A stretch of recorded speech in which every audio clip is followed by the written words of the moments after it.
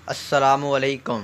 Medical info channel में तमाम दोस्तों को खुश आमदीद। मैं हूं आपका दोस्त आतिफ सुहेल और आज हम बात करेंगे बहुत आम पाया जाने वाले मसला है फोलिक एसिड अनीमिया के बारे में। जी हाँ दोस्तों, वैसे तो बहुत सी इकसाम के अनीमिया हैं, लेकिन आज का हमारा टॉपिक सिर्फ फोलिक एसिड अनीमिया की ट्रीटमेंट के बारे में है।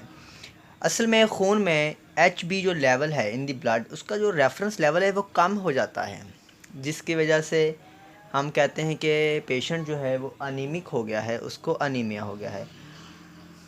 इसकी बहुत सी इकसाम हैं, लेकिन फोलिक एसिड जो है ये एक ऐसी इसकी मेन वजह है जो कि तकरीबन ज़्यादा इकसाम के अनीमिया के पेशेंट में आम पाई जाती है।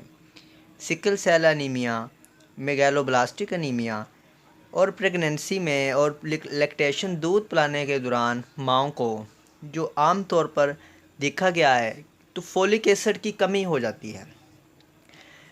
बाज़ार में मुख्तलिफ़ अक़साम की टैबलेट्स बहुत सी अच्छी कंपनियों की अवेलेबल हैं, लेकिन ये सस्ती सी टैबलेट है, कोई ज़्यादा कॉस्टली भी नहीं है। ये देखिए 5 मिलीग्राम में ये टैबलेट अवेलेबल है मार्केट में। इसकी आप एक टैबलेट रोज़ाना की बुनियाद पर खाएं। मेरी तमाम बहनें, माएँ, बेटियां जो कि बार बार कम अरसे में प्रेगनेंसी जिनको बियर की है, जिन्होंने बच्चों को दूध पिला रही हैं, वो लाजमी इनका इस्तेमाल करें। शुक्रिया।